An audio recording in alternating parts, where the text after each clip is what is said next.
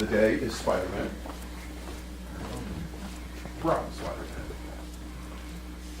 And I think we haven't figured it out. We're going to talk about giving. The gift of giving.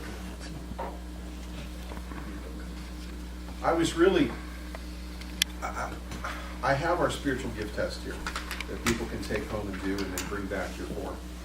And you lay these over there as well.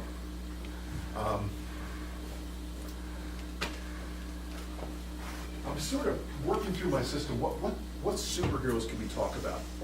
And how do they relate to spiritual gifts? And what I kept coming and seeing was these guys that are, there's a guy that actually in Las Vegas that dresses up like Iron Man and goes and gives away pizza. There's another guy who dresses up as Spider-Man that buys pizzas and goes around giving to homeless people pizzas and Pepsi. Although the one that was doing the Mountain Dew really weirded me out and saying, why are you giving homeless people Mountain Dew? I mean, yeah, they're laying on a street corner, but is that caffeine really good for them? Anyway, there's a guy in Toronto called the Toronto Batman. Remember the first Batman, that really cool suit that Michael Keaton wore? Well, he has a suit identical to it. And he has the voice, the dark voice. And they did this thing where he walked into Tim Hortons and bought like 20 bagels with butter and all these coffees. And he and a bunch of guys carried them out. And they're like, "Where's Batman?" Well, he's known as Toronto Batman. And he's going around having conversation with homeless people and giving out coffee and bagels. And trying to encourage them on a journey. You say, well, what does that have to do with Christianity? Well, it has everything to do with the spirit of giving. Because none of these guys are asking for support to do it. They're doing it because they care. And we have a group of students. About 3 months ago, David Zoe, who is a senior at Swarthmore College, started volunteering at our food pantry. And maybe it was even longer ago. But about three and a half months ago, he hit me up at the end of the shift. We were closing up. He said, "Chuck, I've got some folks that I know at the campus that really want to feed homeless people and take them to Christ." I'm going, "That's really cool, Dave. Is there anything you need?" He goes, "Well, here's the problem. We did it when we were freshmen. And the cafeteria allowed us to save our swipe cards. And if we collected enough swipe cards, what happens with your student, you go and you swipe your card, you get a meal, it's $9, whatever, that's about the average price of a meal now on campus." And he said that what we were allowed to do, the 6 or 7 of us, were able to take our one swipe a week, so we'd give up a meal. And in return, the cafeteria would give us the bread and the fixings to make the sandwiches. Well, new administration, they won't let us do that anymore. However, they're willing to give us the SEPTA fare. They'll buy us the SEPTA passes to go up for the day on a Saturday. I said, "So what do you need?" "We need bags, peanut butter, bread, jelly." Cool. So I started sending home every Friday with David 6, 7 loaves of bread, a bag of 80 sandwich bags, 2 large jars of peanut butter, and 2 large jellies. They're now they're buying some of their own bags because they're taking now 100 sandwiches every Saturday, schlepping up on the train to Philly, walking the streets, looking for homeless people. Listen now, praying with the homeless people, giving them a sandwich, and sharing Christ. 3 weeks ago, one man came to Christ on a street corner from City Hall. Why do I say all that? I was supporting them for 2 months before I actually met the gals. David was the go-between.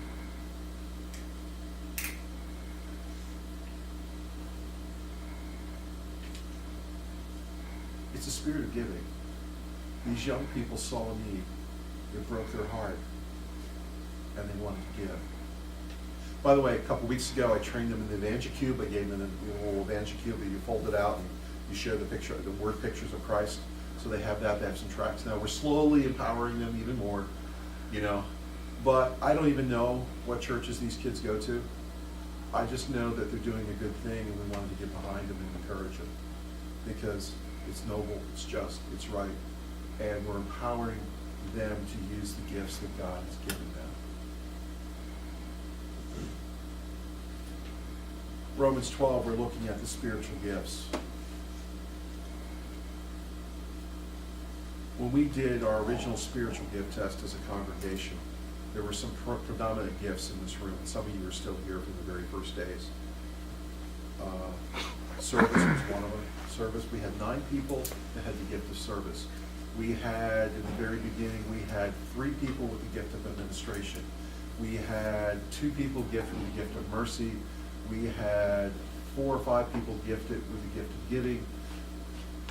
That was the whole basis of how we shaped the direction of this ministry, because we knew what the needs in the community were from our community surveys. We knew what was out there. We knew we needed to layer ourselves into the community. But we did wisely based upon how you guys were wired, how you were gifted. Now, if you're faithful to your gifts, God will add more gifts to you. It will grow and expand. My original 3 gifts were hospitality, giving, and exhortation. That was the 3 gifts that God really blessed me with. And I was really good at those 3 things. I was very passionate about those 3 things. And he's grown it and added. And now the gift of apostleship is something I'm flowing in. I grew up. God said, okay, you've been faithful for a few things. I'm now going to give you leadership gifts to be able to empower others. So I've grown in the capacity. And I really recommend every 5 or 6 years you should take a spiritual gifts test. See how you're progressing in your relationship with Christ. So turn to Romans. We're going to look at this gift of giving. Now listen, everybody should give. Every single one of you should be growing in your relationship with Christ where God shows you need. A pastor friend of mine used to say, see a need, meet a need. If we are living as a body of Christ in community, no one should go hurting. It's not, and I'm going to say this, I'm going to be blunt. I've been watching Younger. My wife turned me on to this pastor who's just point blank blunt. Okay? It's not my job to do everything. By the way, Harry and I are compiling a list of all the hundreds of things that need to get done around here. And they're about, in the next board meeting, they're going to get the list. Because it's not our job to take out the trash. It's not our job to make up for your lack. It is God's responsibility to put upon your heart to show you whatever's in front of you for you to do it. If you see the need, apparently God has shown you that there's the need. And if you don't have what it takes to meet the need, why do we have the church? Because you come back to the church and you say, hey, look at that over there. Can 4 or 5 of us go over and do that? Read the book of Acts. That's how they thrived. That's how they lived. Doctrinally, the spirit of service that every congregation should have flows that way. So in one sense, we all should be people that are generous. But there's a gift that's like this really serious gift of giving. And I'm going to cover it. Romans 12, 8b says this. He that giveth should do it simplicity or liberally. The NIV says it this way. If it is contributing to the needs of others, let him give generously. One of my favorite advertisements is the Red Cross Bank. It says, give the gift that keeps on giving. Give blood today. We should be all motivated to meet needs. By the way, for those of you who think he's going to be talking about money, I am not talking about money here. I'm talking about you. I'm talking about giving of yourself. That's what this gift is about. The Greek word here is metodami. To give over, share, impart. And it's done according to what Paul says, haboletes, simplicity, sincerity, liberally. In fact, the guideline for expressing the gift in Romans 13 says, distributing to the necessity of the saints, given to hospitality. And in the NIV it says, to share with God's people who are in need, practice hospitality. If you want to understand, if you're a person who has, if you test and you have the gift of leadership or administration, if you have the gift of giving, or service or teaching, you need to spend time in the book of Matthew. I'm going to not really get into the book of Matthew, but I'm going to give you an overview of the book of Matthew. If you want to understand money, you want to understand stewardship, you want to understand generosity, go look at Matthew. In Luke 5, Luke, being the Gentile in the midst, marveled at Matthew. And he wrote about Matthew. You see, Matthew was a tax collector. He was pond scum. He was like, hey, Joe, yeah, one of those guys, one of the neighborhood guys that was probably a bully at one time. In the Roman society, the tax collectors were guys that were working on commission. Their job was that they went to the Romans and say, hey, I heard you need to raise a bond, $500,000. I'll do that for you. However, my fee is 150 grand. The Romans would say, fine, here's your decree, here's your Roman thing, you go out, you got this thing on the wall, shake them down. Get it? Does it surprise you that these were the guys that Jesus went to hang out with, to reach? The neighborhood thugs. Matthew was one of them. These were not people that you wanted to be associated with. But here's the thing, in chapter 5 of Luke, Luke writes that, hey, Matthew came to Christ. And Matthew says, hey, I want to throw a party. I want to invite everybody to come out, hang out with me. I want them to meet my friend Jesus. It wasn't about a Bible study. It was a barbecue. And today we celebrate Matthew parties. Matthew parties are really cool. Our next Matthew party here is Friday night, May 1st. And the really rocking cool thing about that is it's a music night. You got open mic, you can do some spoken word, you can hang out. We're going to have a little food. Lord willing, this will be our first warm weather one. Maybe we can put the tent up, find a grill since our grill died, and grill some dogs and burgers and hang out and just invite people in from the neighborhood. That's a Matthew party. It's an opportunity to network, to hang out, to build relationships, and talk a little bit about Jesus. That's a Matthew party. That's what a small group is. Small groups are just Matthew parties that are organized, house to house. But you see, there's that Matthew personified the heart of a giver. He went from being a thug, a loan shark, He went from this, I'm collecting money for the Romans, to I'm going to figure out how to collect the resources and give it away to people in need. Just a 180. So what are these characteristics? Here's the first characteristic. The first characteristic of someone who has this gift, who's been impacted by Christ, is they have an ability to discern wise investments. A person with the gift of giving has this keen ability to discern wise investments in order to have more resources that are available to give. They have the ability to make wise purchases and investments. In fact, the reason they have money is because they're smart about it and they don't always give it away. Sometimes you'll find that people who have the most aren't those ones who spend the most. There's a story, one of my buddies who's a pastor in Maine was telling me. There was this old guy in this little town in Maine. He ran a little local gas station. He came into the diner, he was disheveled. Every single day he bought his raisin toast and his little cup of coffee. He wasn't the most friendly guy in the world. But he died and left several groups in the community over $9 million. And they found out after his death, all the little anonymous gifts, whenever somebody was in need, he was the guy who was doing it. You see, I'm talking about this gift because I discovered that I had this gift when I was in my 20s. Now, I don't have deep pockets. I've had money, I've not had money, I've made 1,000 mistakes.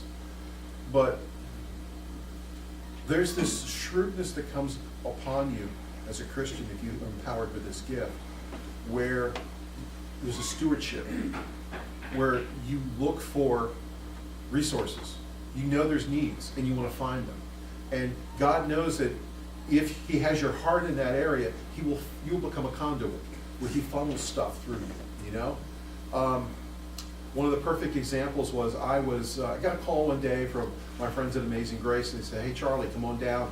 I got some stuff for you."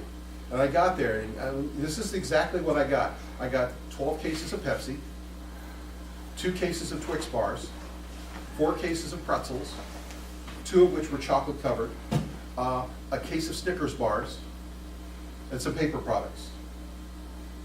Now, mind you, and there were some pastries and some chips. And I'm loading this stuff and going, what, pray tell, am I supposed to do with this? And before I got out of the parking lot, Brian Musser, campus minister at Drexel, calls me.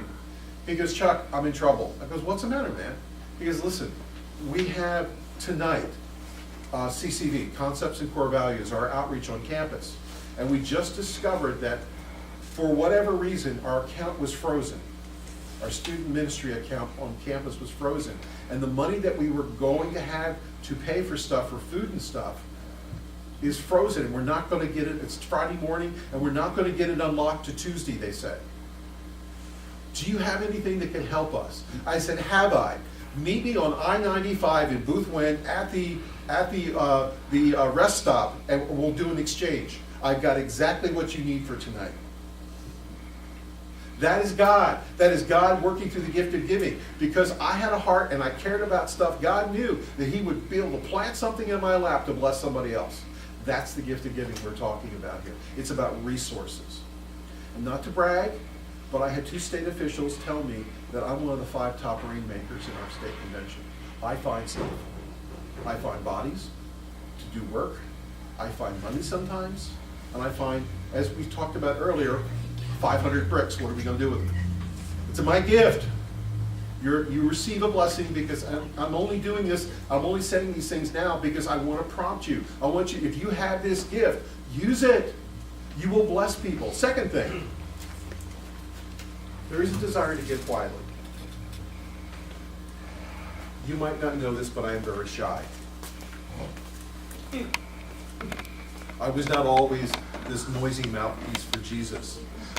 There was a time in my life I was very content to be about 14 rows back, and I didn't want to be known. Yeah, it's about 25 years ago. Things changed. However, there's a real discreetness about those who have the gift of giving. Where, listen guys, gals, or just like that guy at the gas station in Maine. You want to bless people, but you don't want to take credit for it. I avoid a lot getting credit for stuff. I do a lot of stuff that I don't want anybody to know I'm doing it. Why? Because it's about Him, not me. I'm saying this because if you have this gift, you need to know that that's how God is going to wire you. You know? A giver's heart gives quietly without public notice and anonymously. You know, I find it interesting a lot of times. I'll talk about Widener for a second. There was a donor who gave somewhere between $125,000 and $160,000. When we lost the Interfaith Center, he wanted to build us a chapel on campus. And he gave the money to the university with the strings, saying, "This is what I want you to build." It's there now. It's called the quiet space and the sacred space, the 2 rooms. It doesn't have a name. We kept putting off, because you know how it is on college campus. Somebody builds a building and a name is put on it. Like the new dorms that are being built are going to be named after the outgoing president, because of all the stuff, they're naming it after him, the Harris Hall. So a lot of times that was what's going on, but we finally had the celebration of opening the space. And we said, well, is the donor coming? And Dr. Harris said, no. Not that he couldn't be here, but he doesn't want people to know who did this. I said, are we naming it after him? No, Chuck, we're not. he added a clause at the last minute saying it will be called the sacred space. Because he doesn't want a plaque in the building, on the room. He just wants it done so people can be blessed. And to hammer home this point, there is a blank wooden plaque right outside of the room where you would expect to have Something bronze stuck on it. right, you know, in honorarium of Yeah. Joseph Smith or whatever. Yeah. By the way, I found out who he was. I'm not telling. Sweet man. Old gentleman. But we have this desire as givers that we see need, we want to meet a need. When I was a young guy in my 20s, I was unpacking this gift for the first time.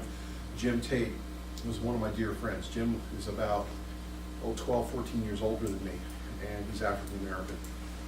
And Jim was politically connected to the city of Wilmington. And he was in my small group that Joy and I are discipling he and Ellen in our small group. That was like discipling your parents, you know? I mean, it's like, this guy's raised 6 kids, I'm 25 years old, what do I know, you know? And Jimmy and I would get into a lot of trouble because we were both givers. And Joy's smiling at me because she knows where I'm going with this. We would bless people.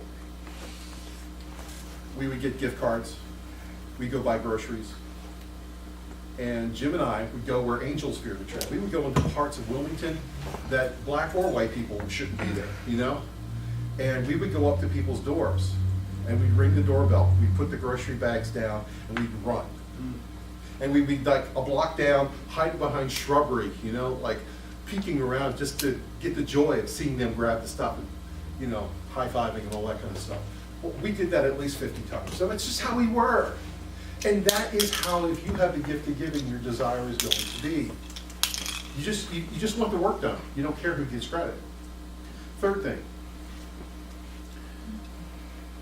People with the gift of giving give without pressure or appeals. We don't do a lot of appeals around here for money. We don't. It seems like we just share needs. We had a roof that needed work. We shared the need, and a check showed up. You know, there's at least 10 or 15 times that's happened in the last 5, 6 years. And I think it's a beautiful thing, you know. We had one donation where a former member donated a small organ that probably weighed 500 pounds that we moved. It's still upstairs. But one of the things they had asked for, could we get a plaque and put on it for his dead mom, you know? And then he moved and hasn't heard from us since, and it's still sitting there. Anybody wants a small organ, it's up there in the children's area. Most people see a need, they meet a need. I want to encourage that. We don't do enough of that. You see a need, meet it. If it's within your power. And if it's not within your power, apparently God has shown you that need for a reason. Pray over it. Bathe it in prayer. Come to the congregation. You see, I have this philosophy of a pastor that we as a church should focus on 2 or 3 areas of need. All those other needs, you see, here's what happens. Is if a church does everything corporately, we flatline, become mediocre at everything. But if we focus on 1 or 2 or 3 things, we focus on campus ministry. Dude in the back of the room, in 2013, named Campus Minister of the Year. You know, campus ministry, we rock. The arts, we're slowly getting better at it. Meeting physical needs. We've got resources and we're starting to do that. The 3 areas that we are doing as a congregation. However, there's countless other needs in this community. My attitude is, as we want to empower our people, as you discover your gifts, go out and meet needs. Come back to the church. Get 4 or 5 people. Let's go out and meet that need. It doesn't have to be a church thing. 4, uses giving to motivate others. There's a desire of people who have the gift of giving that they want to multiply. They want to encourage. I think about my buddy Paul Melton. Paul is now retired in Florida. He used to own the Dairy King in Wynwood, and probably about 14 other buildings. And he started multiple businesses, and I remember he was my Sunday school bus driver when I was going to Lincoln Methodist Church. I was a teenager. I'm going to guess he was in his late 20s. He got involved in the youth program, one of my Sunday school teachers. We were sitting on the bus. I can remember sitting right there on Chi Avenue. We were sitting on the wall, and he goes, "Have you ever heard of tithing?" I'm going, "No." He goes, "I've discovered this thing. I can't outgive God. I just can't. And I'm really excited about seeing what God is going to do with my life."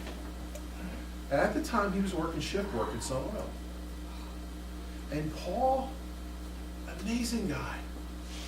You know, he'd give you the shirt off his back. One time I took my kids to get an ice cream cone because I would go visit Uncle Paul, hang out with him.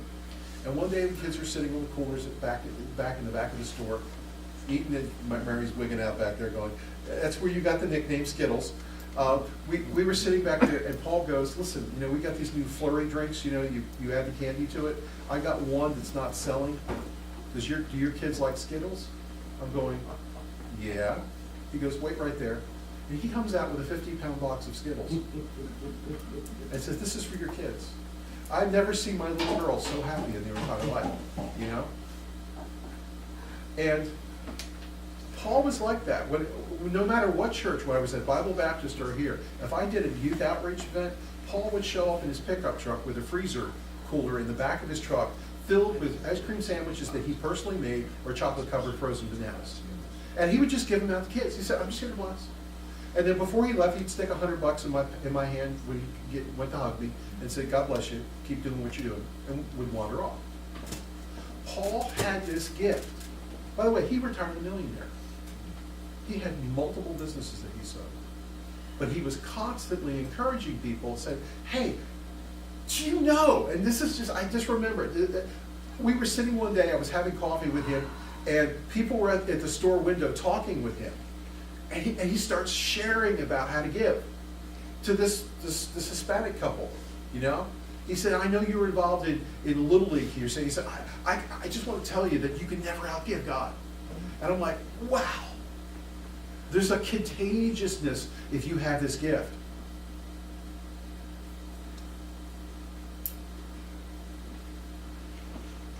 Another thing, you have this gift. You have joy when you see answered prayers. Some of the greatest prayer warriors I have ever met were givers. There was these 3, 4 little, remember Della, Joy? Elderly African-American lady in our church, and there was 3 or 4 of them. And they were my prayer warriors when I was a youth pastor. And I discovered about 2 years into my pastorate that whenever I was sharing needs about kids, about camp or whatever, these were the ladies that behind the scenes would make it happen. I would never know that they were the ones doing it. But they were the one thing I did know about them was they were the ones that hounded me for prayer requests. They were the ones that say, "What can I pray for?" And they were the first people when a kid got saved to come hug me and high-five me. You see, if you have this gift, that's a natural outcome of who God will make you to be.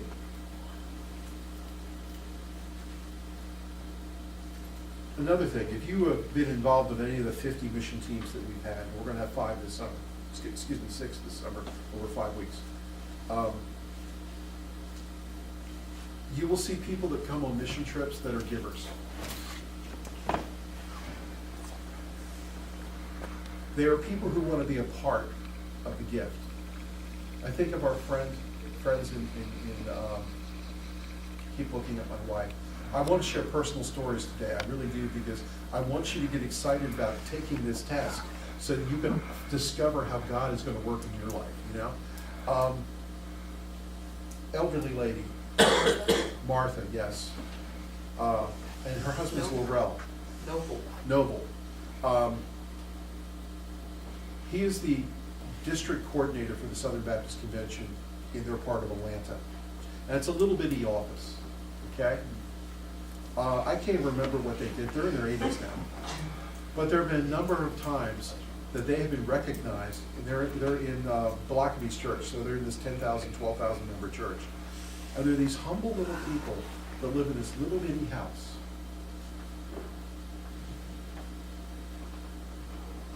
They've been involved in our lives as missionaries. My kids get birthday cards. I get birthday cards. I get postcards saying, I was thinking about you today, I was praying for you.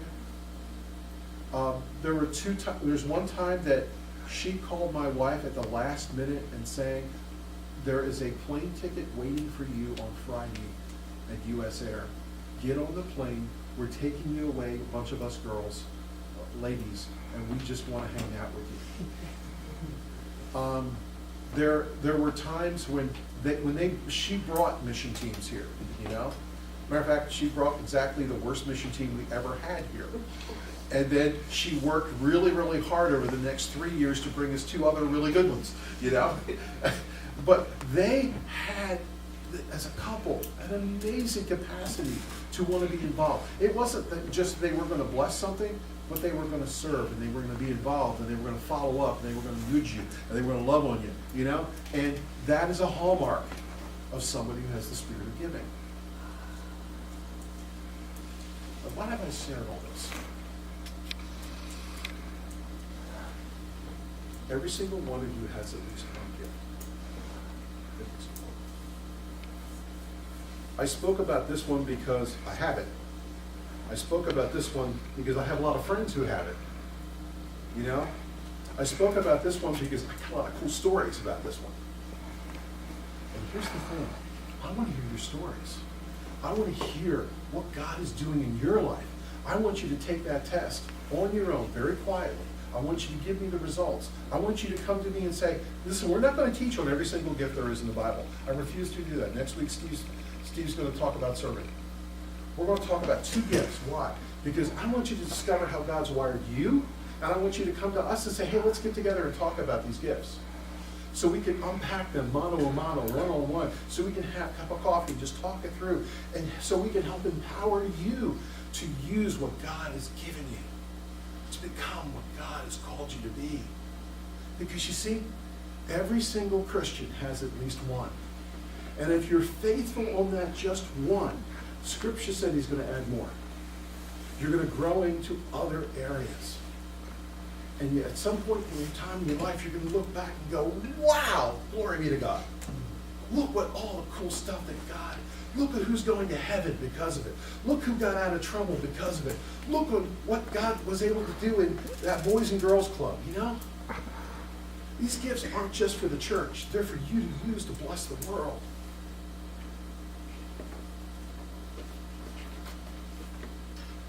I'm not passing it out. If you want to take it, there's one stapled, which is an outline of the gifts and the exam, and then there's the scorecard. What I'm going to ask you to do is make a copy of the scorecard. Keep one for yourself. Give me one so I can help you unpack it. God wants to will and to do amazing things in your life. And I don't care if you're 80 years old or 8 years old. We're all on the same journey. Harlan, what's his name, who founded KFC, was how old when he started? 65 years old. Unpacking his gifts. Do you know Abraham Latham, who founded Bible Presbyterian Church? Do you know what he did when he did? Do you know he started a church that grew to 800 people because the church he was in that was running 3,000 went liberal. He said, I'm not putting up with this. I'm going to go, I'm going to meet in a factory warehouse until we can figure out how we can build a building. Latham Hall, that building, they built. Like, they raised the money, and in 2 years they built it, and they were running 800 out of the building. Do you know how old he was when he took that step of faith? 72 years old.